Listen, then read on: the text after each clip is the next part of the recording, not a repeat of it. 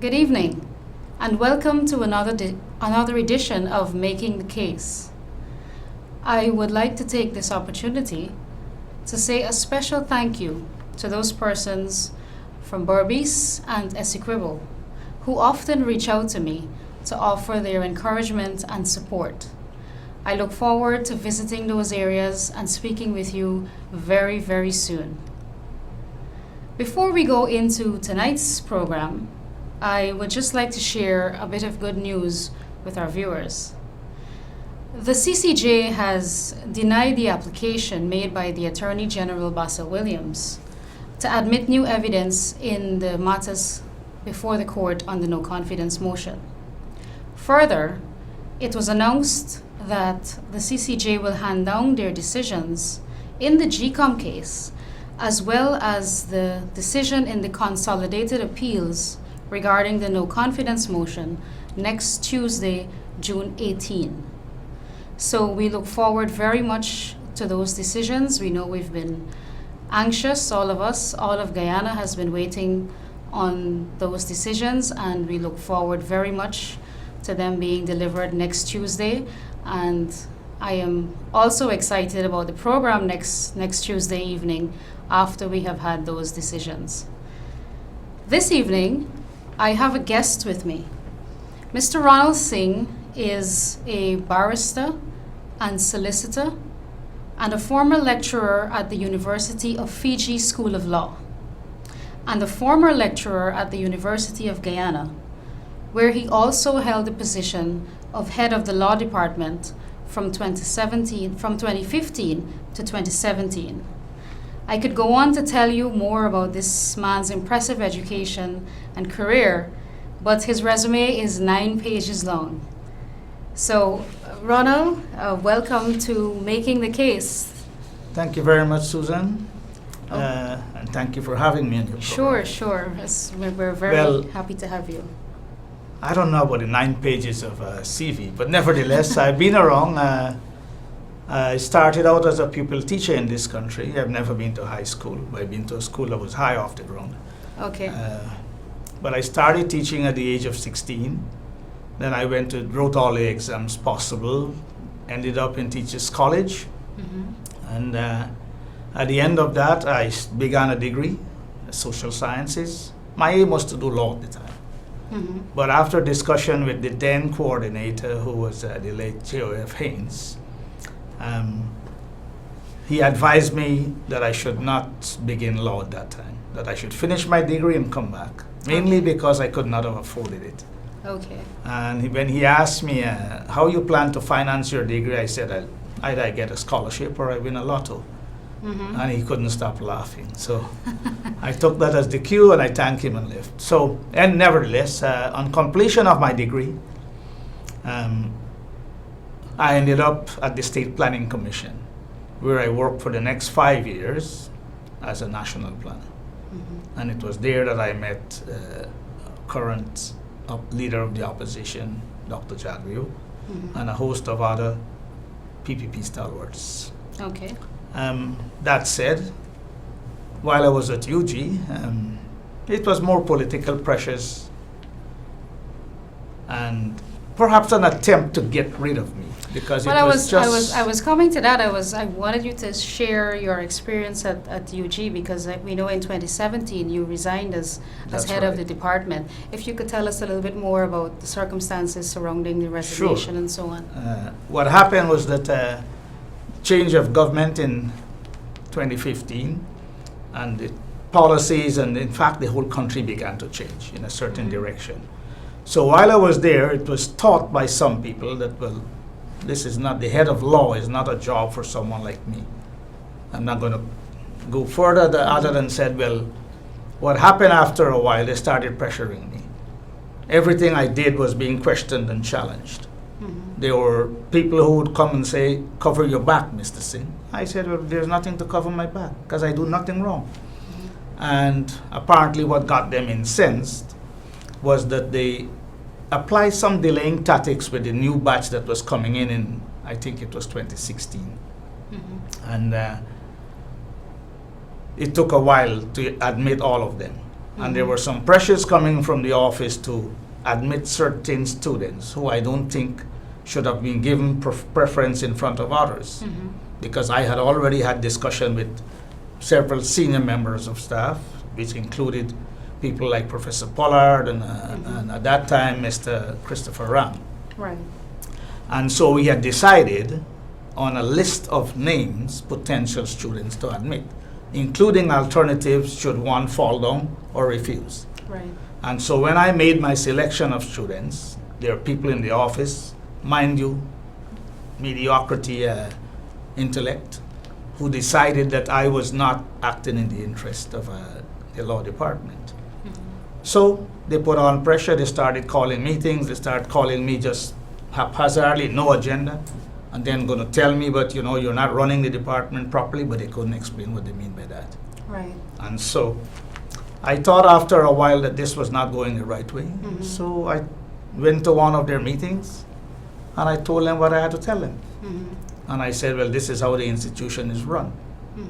And I resigned.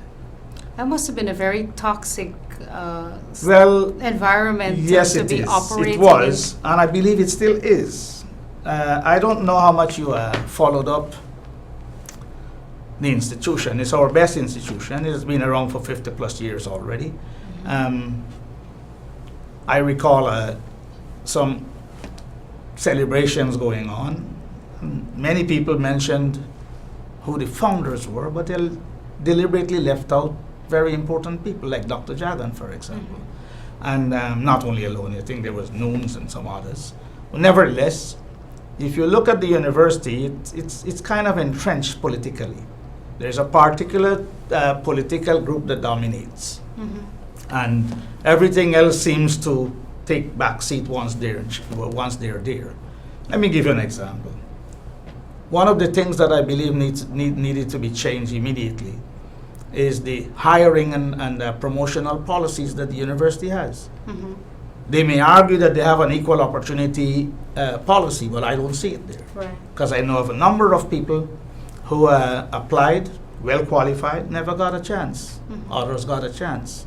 Like one of the things they accused me of as head of law was that I was not assisting the personnel officer with recruiting lecturers. There's no need to recruit students. We always have an over subscription. So I proved them wrong.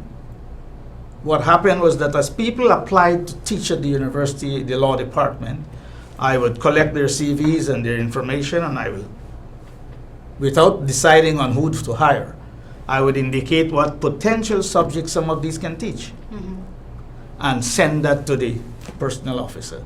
Yet at that meeting, after 25 applications lodged with them, and perhaps within a year, they accused me of not assisting. But I believe one of the reasons why they did that is that they did not like the people who were sending in applications. It was the toxic situation. Most of those applicants were of Indo-Guyanese background. And I think that was one of the major reasons they didn't. Well, I mean, when I was never in any of your classes, so I can't tell the type of teacher that you are, but what I can say is that when some of the young people who were at the University of Guyana heard that you were coming on tonight, I got very positive feedback from them, how they love Mr. Singh, and he went beyond the classroom. He always offers advice, and you're always very practical with offering them career advice and so on.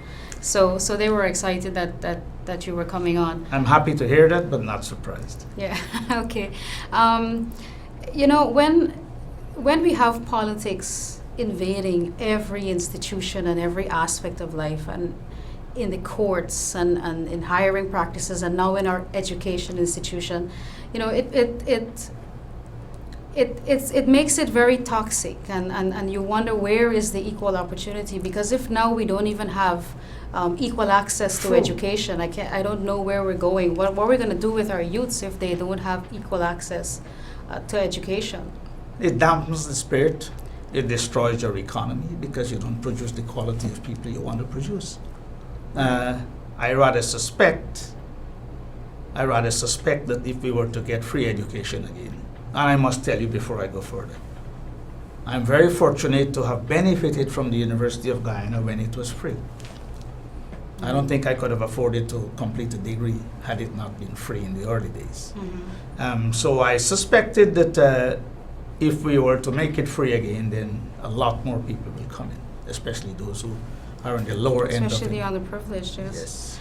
And now, in the past, you were not as involved in politics actively as you are right now, but over the last few Well, years, Susan, that not changed. Tell us. really true. I have Okay. always been. I was a PYO in 1979, some 80, 81. Okay. But what happened, I moved from that village and I came to live at Vredenhoek. And there was at the time, not that I recall, I don't think there was any active group. And so I fell out. Okay. But with time, especially as I advanced in teaching and so on, and then later the State Planning Secretariat, I became involved in politics. What I didn't do, however, was to take a particular political position. Okay. You follow? For a number of reasons. One, I found, remember these were the days when PPP was out for 20-something years, and in the midst of that I was working. And if you took a position, most people who took a position ended up out of a job. I couldn't afford it at the time. You follow? And so I said, let me take a middle road strategy. I was not on the left nor the right. I was encouraged at one time, I remember, by the late Dr. Faith Harding, who took me to state planning, to lean on their side. And she gave me a long lecture, which I was happy about, and on the potential, because what had happened, I had written a policy paper within 3 months of working there. Okay. And it was well lauded by the Deputy Prime Minister, Haslin Paris, and herself. And so she saw potential. But I didn't feel like going in their direction. In any case, within a year, not within, just over a year, the tables turned because they lost the elections and the PPP came to power. And so, unfortunately for me, I had resigned just before that and went away. Okay. One thing I didn't tell you, or you probably didn't notice, I taught English and math in Venezuela for a while. Okay. Before migrating to New York, where I taught mostly at the college level, sociology courses, introduction to psychology, social work, and urban studies. I also taught in Los Angeles, but this was mostly high school, English, math, science, Okay. for 1 year. And as you know, I went to Fiji also, where I Right. was a senior lecturer in law. So we're gonna get a little bit political now. That's fine with So me. what in your opinion, tell our viewers what are some of the things that you think are some of the biggest mistakes made by the UPNU AFC coalition? Or what are the major disappointments in your Well, opinion? the first thing is that when the government took over, and I must say I was not convinced that they won the elections, but put that aside for now. When they took over, I believe they had a very good economic platform. This country was in a good state of moving forward and upward. And so most people who wanted the change didn't like perhaps the fact that the PPP was there for a long time. And sometimes when you're in a position for too long, you become complacent. Yes. That's perhaps true. And so they wanted a change.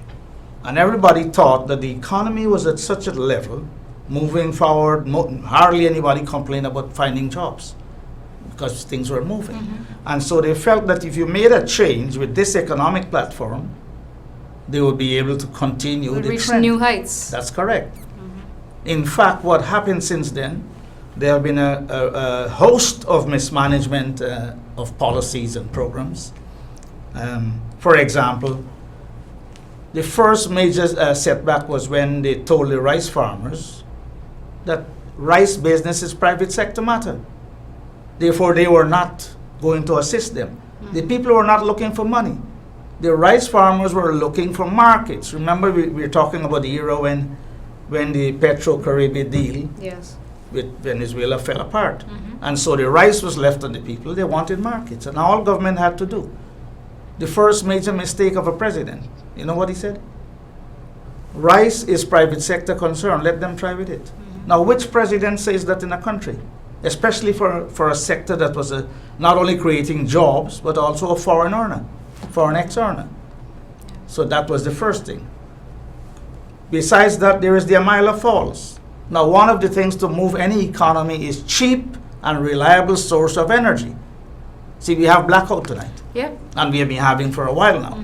We have blackout in the Now, studio. We're on generator. That's power. correct. The Amila Falls would have given all the energy we needed. In fact, I don't care how they put it. It's something that we need to go back to. And I believe our government, the new government, the PPP government, will do that. Because it's the only way we can get reliable and cheap source of energy. Follow? Yep. It's necessary for development. Yes. Now, those are some of the setbacks under this government. The mismanagement. Look at what they did recently. In fact, I can't imagine anyone who would want to put them back in power. Because instead of moving us forward, look at all these ministers involved in conflict of interest contracts. Look at the latest issue with Minister Brooms. Now, where you have monies being transferred directly into children's that comes accounts. abroad. Yeah.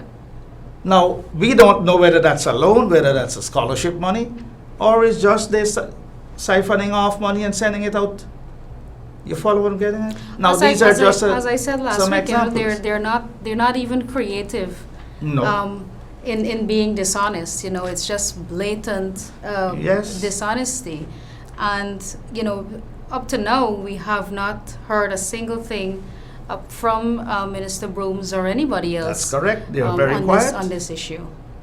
In fact, what they're doing is bordering on even bullyism, in the sense that, well, you do what you want to do. I'm here. Yeah. I will continue to do what I want to do. You know. So these are some of the setbacks and a number of things. And let me give you another example of some of the wrongdoings or the mismanagement. They just shut the logging industry down, just like that. They didn't like perhaps Ling or whoever. They shut it down. That impacted negatively on all the sawmills. That's the first thing. At the same time, they stopped giving out house lots. So that's a whole sector that collapsed. And my estimate was well over 30,000 jobs were lost in the last 3 years under this government. Many of them in this very sector, in the construction, in land development, and other areas related to logging and so on. As a result, now what happened? Spending power went down. As spending power goes down, what will happen with the purchasing? All your businesses start to collapse. Compounded to that, you had the addition of GRA? VAT. Yes, VAT the GRA. on many building items. That's correct. And VAT on export and all of these things that just made the situation worse when Quite it true. comes to export and manufacturing. The harassment of the Right. mining industry. If I may intervene there just Sure. before you move to the mining. With the GRA, VAT, for example, and other deductions, they wanted the people to pay taxes based on what they were paying previously. Previously, they were earning money, so they could pay the VAT.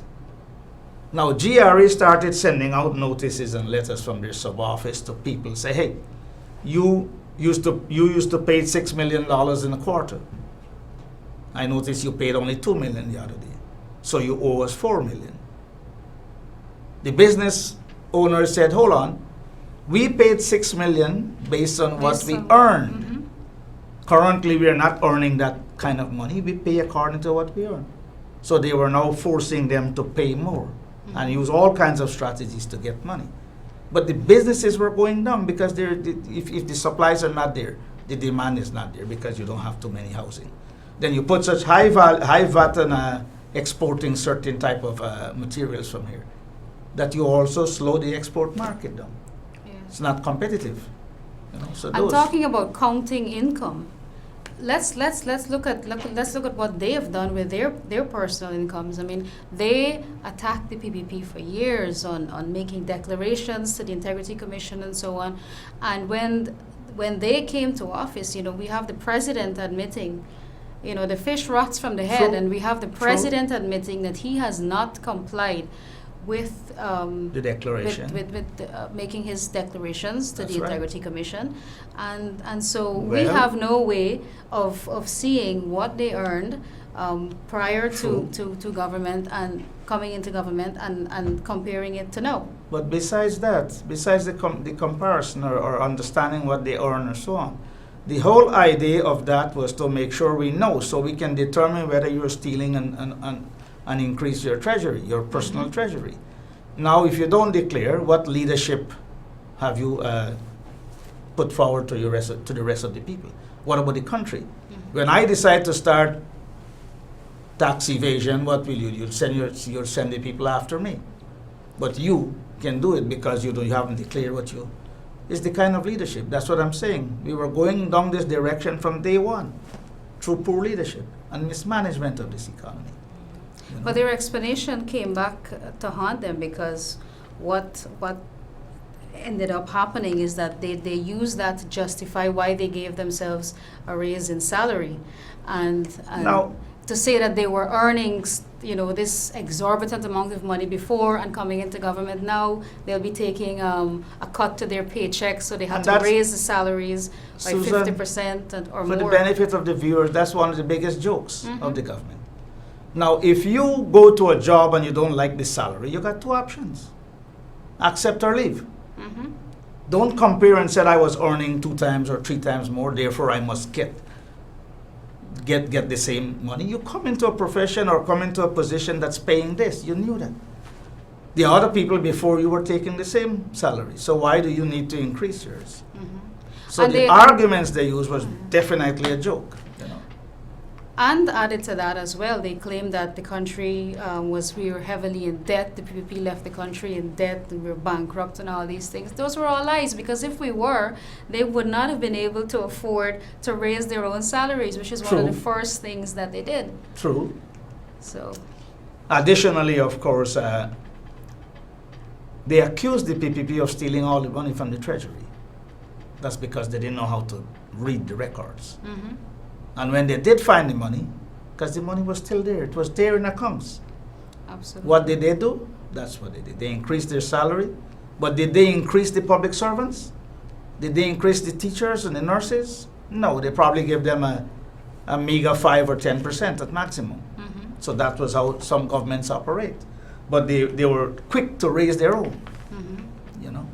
So, Ronald, I know you've written a lot of papers, you've had a lot of publications, you have a lot of ideas going on in your head. Tell us what are some of the things you would like to see for Guyana to improve the All well-being right, of Guyana. that's Some of your plans. That's a very interesting one, and a good point actually. Well, let me tell you what. Before I comment anything on future leaders of our country,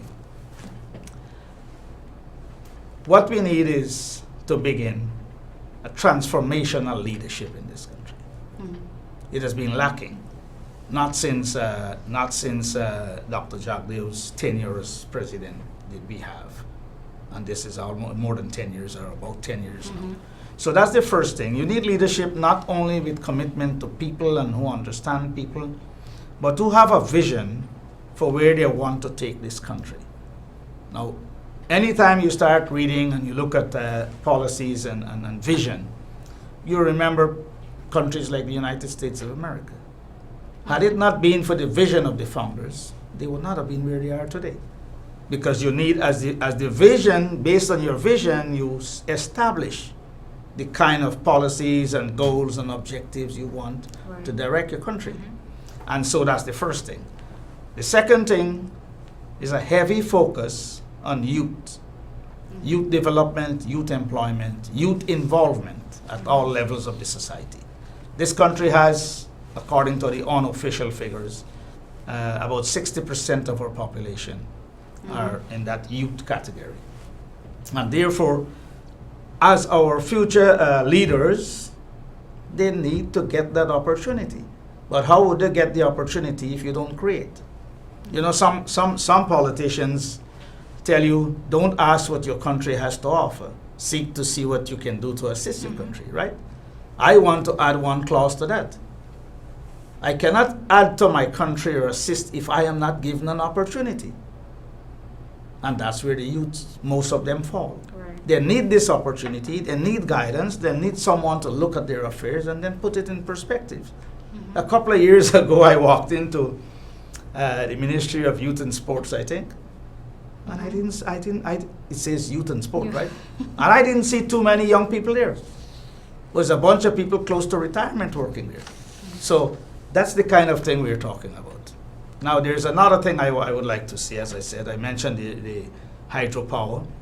Low carbon initiative. You know, I write quite a lot about the green initiative, but I didn't know at the time, to be honest, that the government had a green initiative paper or policy. I thought they were carrying on what the policy that we had. Yes. So I'm not against some of the things they're doing. For example, they're diversifying our energy into solar and wind, but those have limitations. But I'm not bothered so much about the limitations. I'm more worried now if a colleague of the government is establishing solar or wind power, what arrangements in place for payment? For example, wind has what you call corridor and time, ups and downs. Supposing this wind farm can produce, let's for sake of argument, 10 megawatt of electricity. But the area that is producing in, or the grid, cannot take it. And even if it can, only need 5 megawatt. What happens with the extra 5? We don't have a storage capacity. So if you plow that into the grid, it means you have to use it up. Now, if I have to pay him for 10, but I am only selling to my customers 5, where the extra money come in to pay? So that's one of my major concerns with both the solar and the wind. And and on that ground, I advocate for them to go back to the Amila Falls development. Go back, whatever you do, go back to hydropower. That's our major source. Yes. All right. Now, I mentioned low carbon initiative. As I said earlier, that's a wonderful, initiative of, I think it started sometime back with Rama, but it developed under the Dr. Jagdev's tenure as president. And no one can deny, and we have so many foreign countries involved, that is actually a money-earning venture. Follow. So that's one of the things that we need to strengthen and continue our low-carbon initiative. In terms of other areas, I want to mention this because we live in an era of high technology. In fact, the world is changing so rapidly as a result of this thing called technology, especially with regards to communications, all right, information and communications technology. ICT? ICT. Now, we are way behind with ICT in this country. Despite programs and policies and money spent in the past, we're still way behind.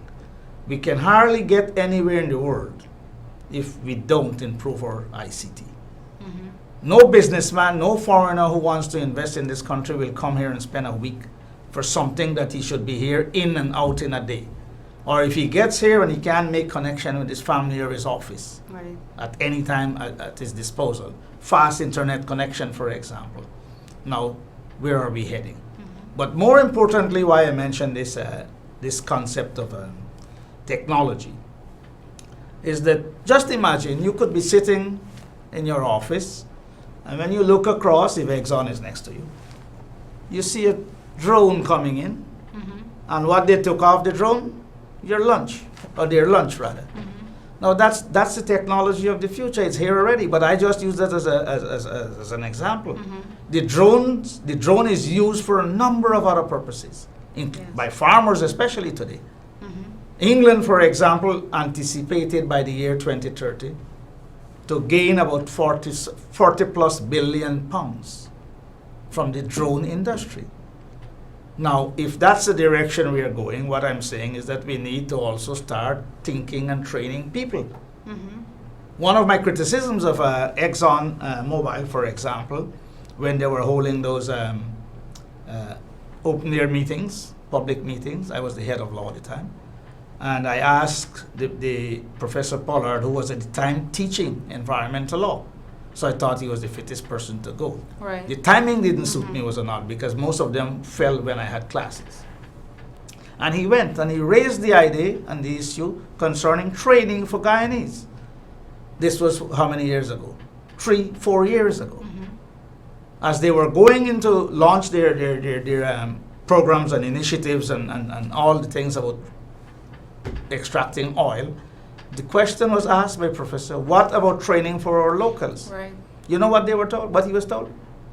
That that's going to be done at a later stage. Mm-hmm. Now, it's one of the things I always talk about. In fact, I wrote about it too. Why leave training of Guyanese for a later stage? And you are going ahead with all. We should benefit from day one. Yes. And that was one of the things I was totally against with Exxon. Mm-hmm. You know.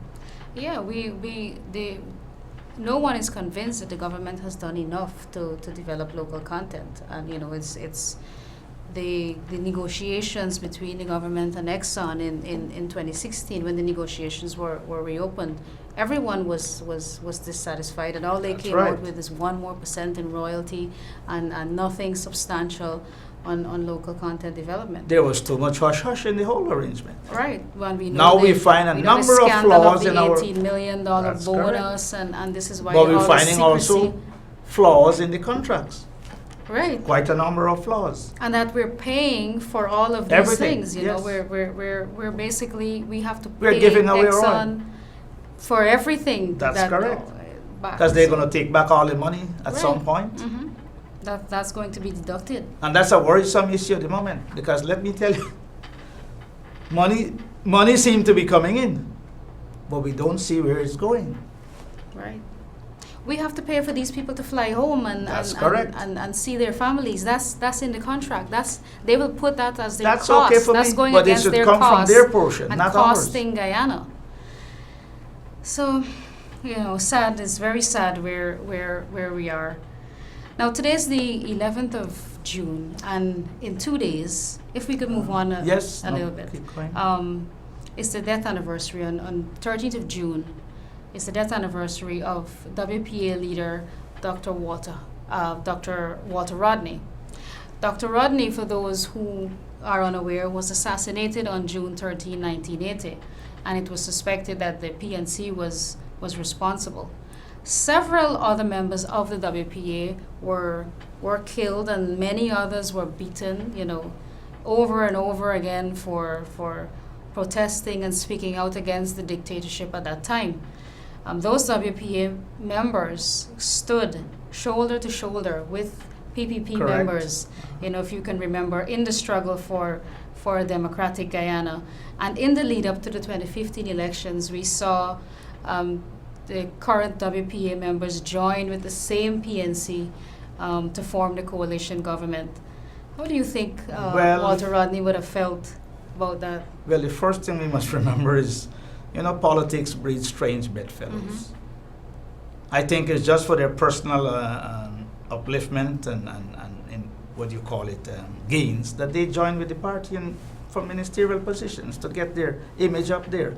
But if you look back, it was one of the darkest eras in our history. A number of incidents happened around that time, one year after the other. Yes. Including the Jonestown massacre and then Rodney incident. I noticed you said just now the PNC was suspected of assassinating him. Mm-hmm. Well, it's known all over that they were involved. Mm-hmm. You remember the COI Yes. on the Rodney Commission of Inquiry? Mhm.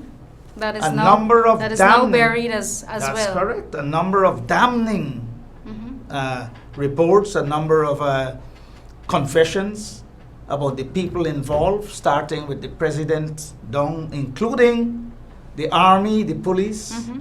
and other top officials, including our current president, who was in the army in a high position at the time. Mhm. So take those into consideration, and the COI report and the findings, it's clear that they were involved. It was one of the darkest days. Now no one can deny, all those who were around at the time know that he was a dynamic personality.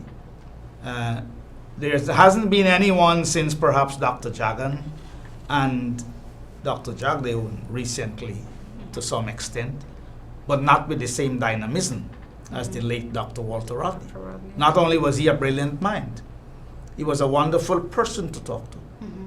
You know, he had this ear for listening, this patience for listening.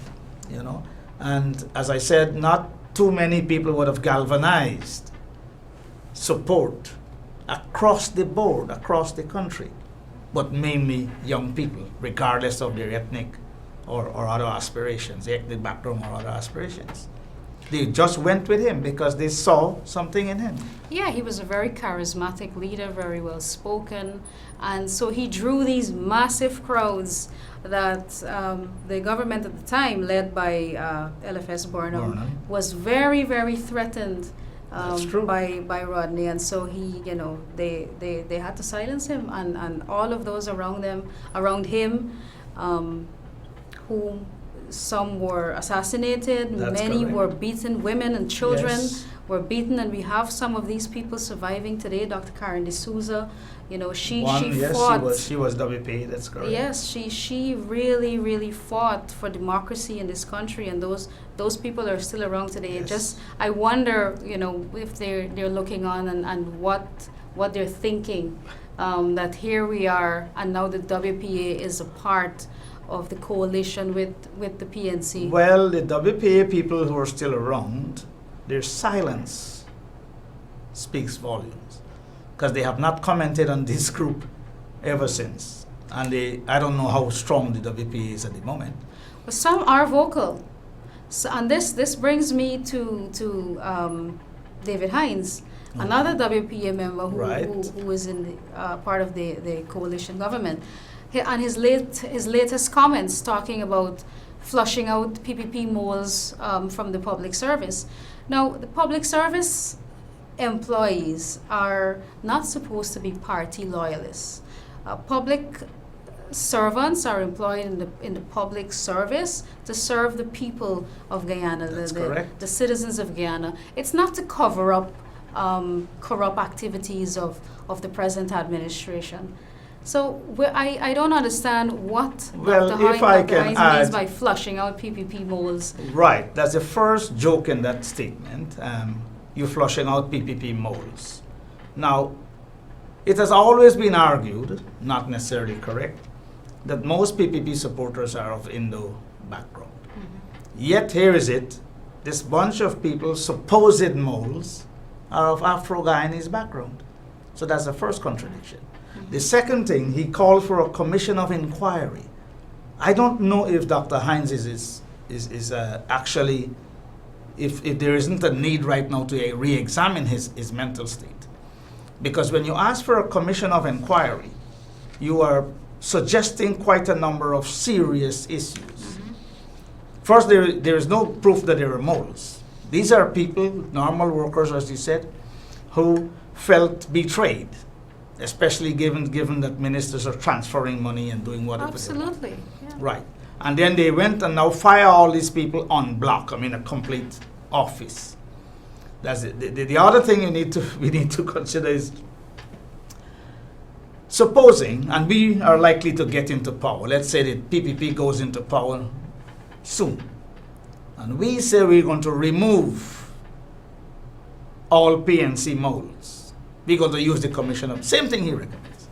Now, what would be the reaction of this Dr. Hines? We'd be accused of being racist, That's right. right off the bat. That's correct. But would it also be fair to those people who have been working in the public service for us to do that? The answer is no. The answer is no. We can't do that. You know, I disagreed with Dr. Jagan years ago in 1992 when he took office. He never changed even the confidential secretary to the former President Desmond Hoyt. Now, I don't agree with that. Mm-hmm. I believe that there are some levels of employees, especially like confidential secretaries, should be removed. I'm not saying firing them, put them in other departments. Mm-hmm. But he didn't. Now, here's this guy accusing these people of being moles for PPP. All they are doing is they want to be honest.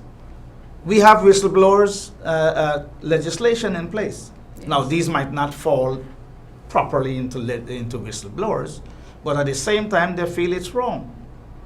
Now, why? The other thing, the important thing here is why fire an entire office? Perhaps because you have things to hide. Mm-hmm. And there are others. We suspect that there might be many other transactions. And so the best way to silence these people is to fire them. I was about to say we're going to open up the phone lines now, but we have a caller coming through, so we're going to go and take a few calls and Go we'll ahead. continue our discussion. Caller, good evening. You're on the air. Good night, Susan, and the guests. Good night. Good night. This government is a very one-sided government. They put ignorant the poor people to work in all the ministry. Discriminating Indians big time in this country. Public servants, no Indians is not getting jobs. The young people are looking for jobs, taking the application and choice account. Minister Ramchitan, those are the Indians that are joining the police force. You say Indians that want to join the police force, and when the Indians go to the police training college and do the tests, they pass the tests, do the medical and everything, and take all the documents, put it in a file, and put it in a job. When we're ready for you, we can call you in. And when you get graduation, it's one way to graduating at the police training college. Yes. Yes. An easy minister for public safety, and he can look into it. And the commissioner of police is not doing anything about it either. Right. They're very one-sided, and when we want we road patch up is when guests coming in. Last night played for the East Bank, the whole road is tarring right through, with no street light. But Yes. 44 men will take up and spend hundreds of millions for the 4 person. Yes. And the whole East Bank last night was a night project. All the patrols we got to go through every day, the patrol last night, and street light in the whole East Bank right through. And that's to show you how fast things can get done if they really want to get it done. When you got to come for the president, for you have to come in the country and right through East Bank clean up. Right. That's right. Yeah, and we But- need this government out of power. Then it's not serving the nation. Only one set of people alone. Thank Well, you very much. All One right, of thank the you. hallmarks of the current government is the discrimination. Yes. They keep arguing that Indians don't want to go in the police force. But I happen to know quite a few who, like he said, applied. Never were called, and there were some who were called, and they pressured them at the training more than the others. And so they forced them to drop out. You know, in America, they had this big debate that too many of the cops were white, and that the police force, the composition of the police force, should resemble the composition of the population. Right.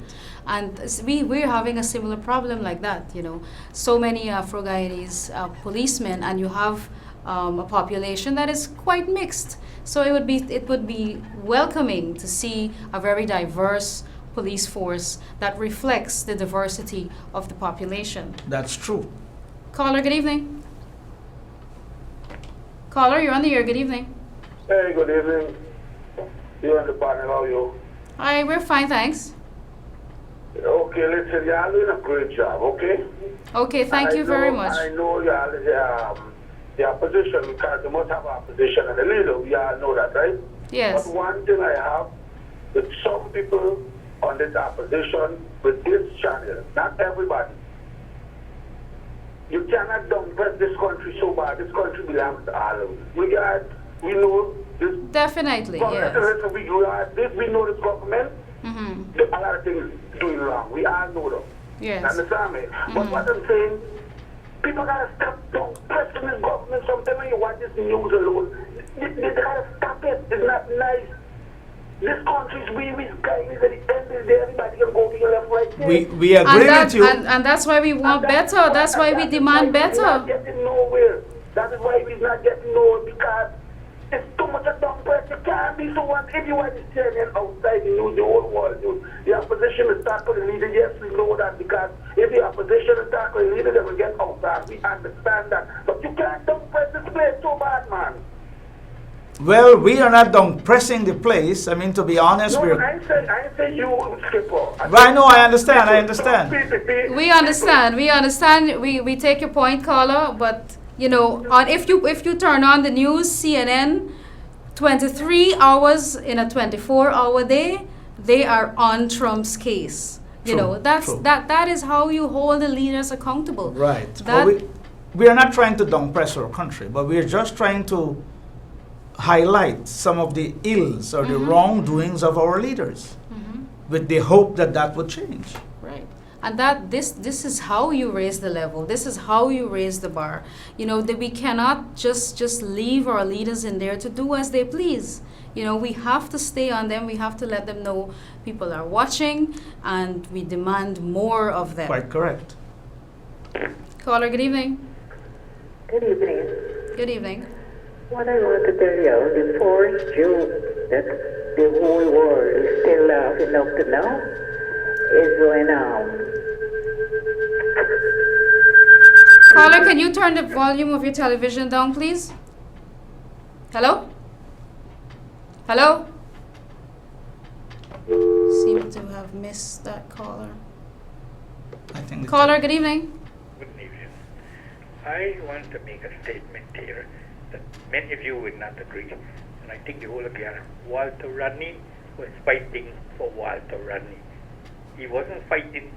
In his book, he said that when he's done with Burnham, he can deal with Dr. Jagon. So these people that you are talking about, like David Hines, Clive Thomas, and all the rest of them, they were fighting for power themselves. Mm-hmm. I am telling you this. Okay. I agree Walter Rodney was a good scholar, but if you read some of his books, Uh-huh. he was a Burnham himself. Okay. So don't look for food.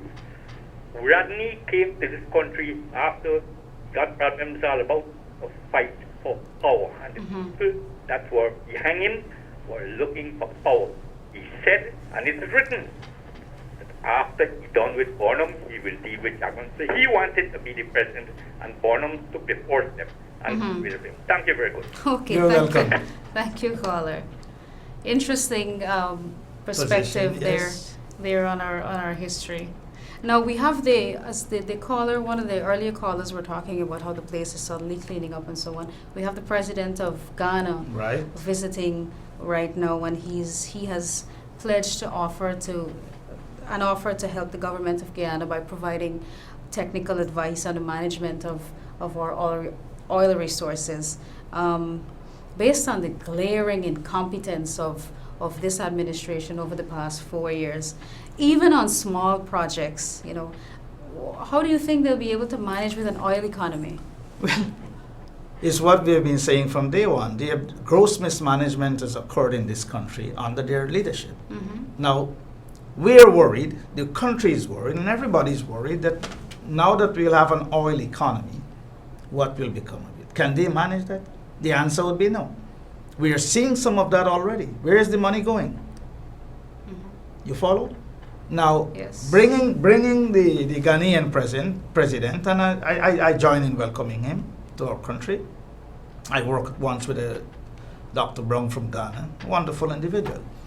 Whether this president can assist us in any way with managing the oil economy is a different story.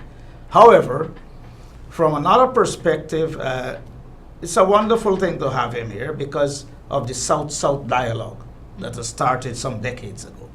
Now, it's closer to fruition in many ways. And I recall when Guyana was bidding to be the hub of the South-South. And we lost to Trinidad because we didn't have oil. Mm-hmm. And we didn't have certain other facilities, Right. like big airstrips and hotels and so on. So I guess now that's one way of strengthening the South-South relationship and creating Guyana or putting Guyana on the platform to becoming the hub, Right. All right, we have a caller on the line. Caller, good evening. Oh dear. I think we missed. No, you Hello? should have stopped me. Hello? I think we missed that Yeah. caller. Once Caller, good evening. Hi, good night, Susan. Good night. And good night to the gentleman on your panel. Good night, sir. Is he a lawyer? Foreign, yes. He's a foreign. He's qualified in Fiji. Okay, I just want to present a case to you as you got making the case. Let's say the Constitution is a contract, right? And it employs a contractor, and we, being the client, the people, right? Go on. I wish to present an observation to highlight that within this contract, there is no democracy. Because how can a democratic contract facilitate the appointment of a contractor who is not accountable to a court of law for breaches to the contract and provides him with immunity from legal redress. The contractor has to be held accountable for the social and economic well-being of all the people, Right. not just his True. supporters. Correct? Exactly. Right? Yeah. You're talking about a one-sided contract there. Yes, it really it's a contractor's contract. Yes. That's It's, right, that's correct. it's one-sided. Constitution the Constitution this Constitution really defeats itself and gives away all the power to the contractor. Right? And Well, the second point. I suspected that you're asking that be corrected, right? Huh? The contract needs to be corrected. That's it correct. Needs to be, I think it needs to be abolished and a new contract is supposed to be taken. But here now, I got a second point. Uh-huh. If you're a decent citizen, honest, and you're working in the government, right? And you have information concerning some corrupt activity, right? Yes. Taking place. And you wish to report it to someone, you have to be careful with who you report it to because you could be deemed a PPP mole, True. Right. right? Right. So perhaps these hotlines that they establish that are set up to report corruption are really hotlines to flush out PPP moles. That's a possibility. That's a These possibility, hotlines, you gotta yeah. be careful. True. All right, there's that. All right, But caller. you know we have legislation to protect them. Yes. That was passed by this administration. I think it was it. No, I think it started It was in the before. PPP. Caller, good evening. Hello? Seem to be having trouble with this. So we have the case, we'll have the ruling finally next Oh, week. on Tuesday, yes. On Tuesday. I'm excited. Yes, Are I you think the whole excited? nation is excited, even those who stand to lose. Mm-hmm. My own position is that the court will deliver an objective ruling, meaning that they're going to restore the Chief Justice's position. Mm-hmm. They're going to go for the 33's majority. We have a caller. Caller, good evening. Very good night to you. Good night. You Good and night. that gentleman is doing a wonderful job. Thank you. Thank you very much, sir. Now, in relation to the minister sending home those people from the public service ministry, Uh-huh. why those people leave the work? The minister has no authority to do that. If they are permanent staff, the public service commission would have to deal with it. Correct? Right. Mm-hmm. And if they are temporary staff, then the head of department would have had to deal with that. Yes. Public service ministry. Yes. So why do people go home? Well, I don't know if you know, but they were escorted out of the building. They Or put were out, they were leave, fired yes. with immediate effect, and they were escorted out of the building. That's how embarrassing it was for those public servants. And I think at least one of them Right. was there for over 15 years, serving in that department. One of the questions right now is what is the Public Service Commission doing? Now, that Shouldn't they have stepped in? that And the union. And their union, of course? the union is very silent. That's right. So the whole thing looks like a cook-up, you know what I mean? They all agreed. Yes. It's like a Baghdad cook-up. That's right. Everything seemed mixed up. Anyway, thank you very much for Now calling. here this other one. Uh-huh. Uh-huh. Now in relation to employment, Yes. everywhere you go you see one set of people, which is their people. I am saying the Constitution should have included in it, Yes. in proportion to population. That is how wealth and other opportunities should be distributed. Okay. And if that is in place or was put in place during the previous government, this would not have happened. Okay. So I would think at this stage in time Uh-huh. that you all would have to look at that. To put it into the Constitution, that in proportion to population, there is how wealth and other opportunities should be distributed. Well, perhaps what we need to do is establish an equal opportunity policy and commission. Well, Well, if you have 40% and 20% mistakes, that's how you distribute it. Well, that's true, but it will not work in all cases. Remember, in some instances, you require someone with specific qualifications, and as a result, you have to find the best person for the job. Well, you would have to get your people trained so that they can take the position. Quite correct. Right. You will have to engage in training so that everybody has an equal opportunity. Well, you would have to get it into the Constitution. Okay, All right, Connor. thank you. Thank you. Proportion to population, there is no wealth and other opportunity should be distributed. Right. Good Okay, point. caller. Very good point. Yeah. Yes, I agree with the caller that there should be equal opportunity under the law, for everyone. That's who right. is- And in who every is- respect. And in every respect, across every race, across every religion, all those who are qualified, and even if you're not so qualified, but you have your vocational skills, that we should all have access to opportunity. And with access to opportunity will bring wealth. Caller, good evening. Good evening. Mr. Singh talked about Duke. The first joke that Guyana got worldwide is by putting a foreigner to a president in his country. The PPP did that. That is the joke up to this day. And then all these talk about don't trust foreigners and all this kind of thing. Who are you? Who making this place look so bad, Who are you talking about? Huh? You mean the late Janet Jagan? Yeah. Well, let's put it this way. The Constitution was always there, but nobody paid attention to the Constitution. It was not until this recent no confidence voting that everybody began to look at the Constitution. Nobody realized these clauses were there because we never really paid attention. Yeah. Yeah, and I don't know about anybody else out there, but I admire Janet Jagan for a woman who was born elsewhere to take up our struggle.